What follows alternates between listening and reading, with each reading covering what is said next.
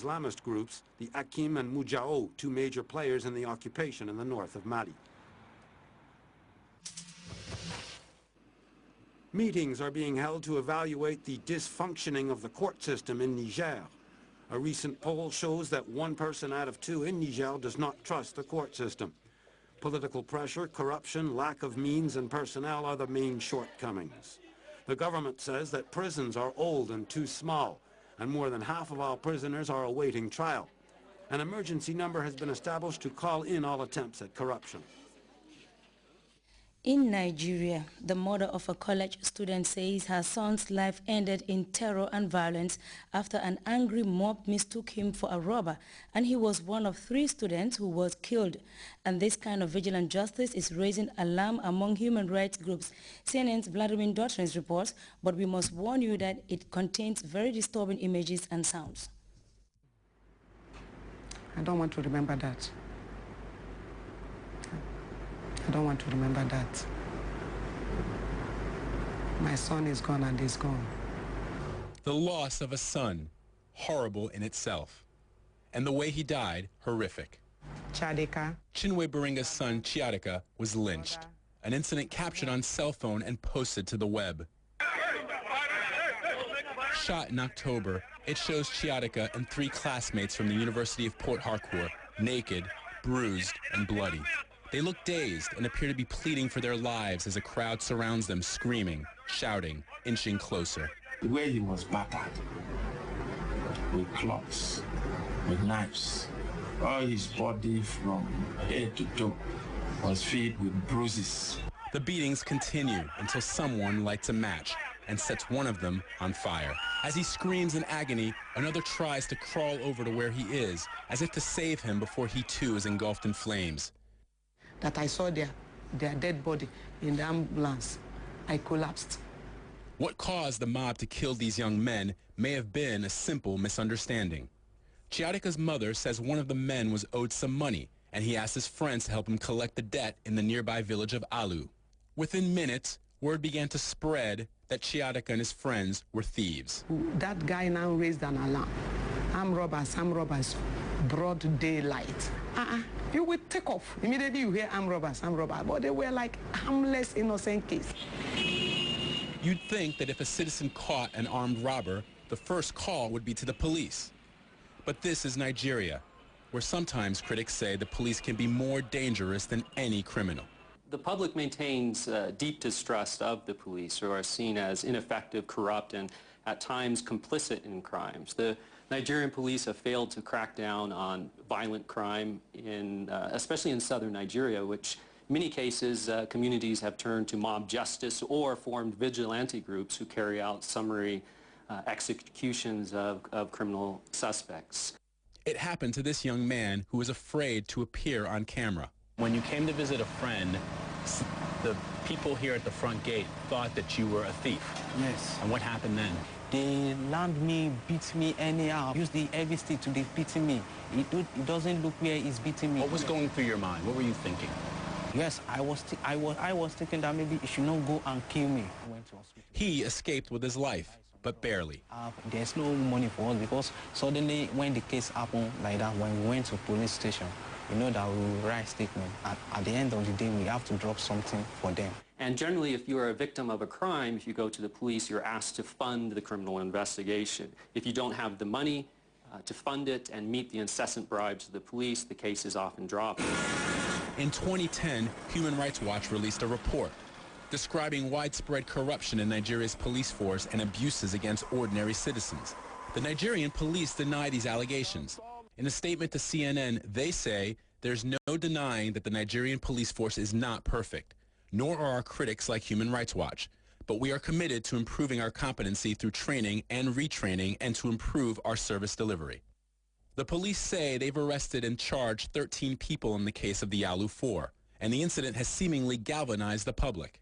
There are petitions and calls to end the culture of extrajudicial killings that has persisted for so long and killed. I want the world to know that they did not only kill my son, halfway they have killed me too. But without the rule of law and a police force Nigerians can trust, this won't be the last time A mother loses a child to jungle justice. Vladimir Duthier, CNN, Lagos, Nigeria. We'll now take a second break. Stay tuned.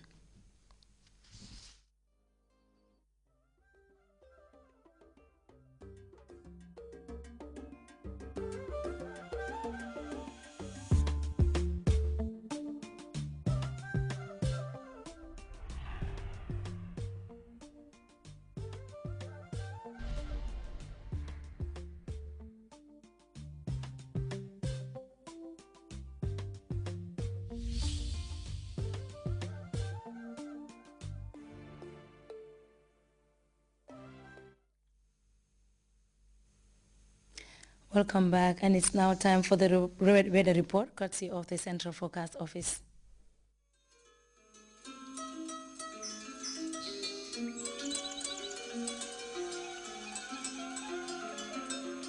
The source assures us of a continuous flow, and from there, everything follows. And for those of us who know what the River Gambia stands for, understanding its sustainability in all aspects of life is easily confirmed. The River Gambia provides nutritious delicacies as food, while it provides its wildlife a balanced ecosystem. This river, as a sanctuary, is committed to its inhabitants' needs without season. And as you travel along, all these values are replicated in one company, Elton. Just like the River Gambia, leads in its commitment to values that matter most. Elton, championing the vision for a new generation.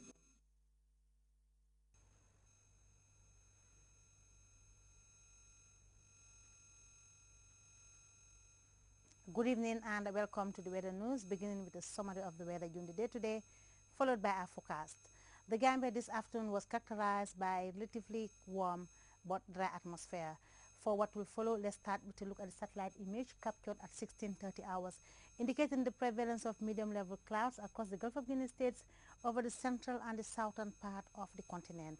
Northern areas were mainly dry and stable during the period. For our forecast tonight, we're expecting conditions over the Gambia to be partly cloudy, relatively cool but dry. The afternoon tomorrow will be partly cloudy and warm. A pure northerly breeze will continue to dominate the wind flow across the country, and the morning temperature values will be 22 degrees Celsius over Banjul and Yundum. Kerawan Sabano will record 21 degrees Celsius. We're expecting 20 degrees Celsius over Jinoy and Kaur. The rest of the country will be 19 degrees Celsius tomorrow morning. Top temperatures will be 32 degrees Celsius over Banjul and Yundum. We are expecting 35 degrees Celsius over Kerawan, Sibano, and Jinoy. Kaur and Sapa will be 36 degrees Celsius. Elsewhere over the country, we'll record 37 degrees Celsius tomorrow afternoon. For the benefit of our sailors, we are expecting low tides of 0.42 meters at 2:48 a.m. and 0.28 meters at 3 minutes to 3 p.m. High tides will be 1.54 meters at 11 minutes past 9 o'clock in the morning and 1.68 meters at 9:41 p.m. Wave heights will range from 1 to 2 meters and will be mainly northerly swells. The sun will rise at 12 minutes past 7 o'clock in the morning and will set at 27 minutes to 1900 hours. We thank you for being with us and do have a very good night. And before we go, a reminder of our headlines. Scores of youth volunteers from Banjul, Kanifi Municipality and West Coast region have descended on President Jammeh's groundnut farms in Kanilai for a massive harvesting exercise. The general manager of the Independence Stadium Friendship Hostel has told lawmakers the sporting facility requires massive financial bailout to return it to a viable state. M23 rebels have tightened their grip on the strategic city of Goma despite a government ultimatum for the withdrawal of all rebel forces from the city. And a Nigerian family is mourning the gruesome death of a son after he and friends were mistaken for armed robbers and lynched to death. That's it for the news. Thanks for watching, and I'm Fatou Sani Sise.